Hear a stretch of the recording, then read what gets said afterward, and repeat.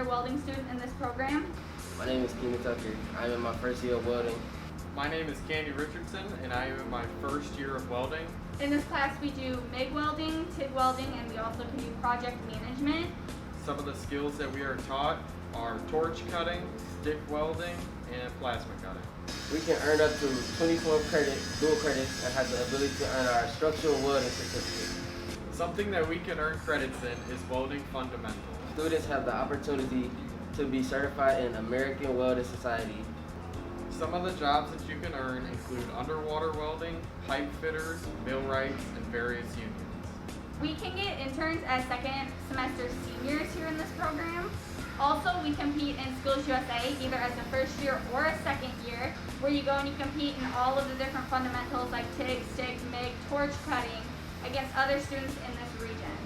Also in this class, we can build things such as structures for the animals down at the Michigan City Zoo, which we have done in the past.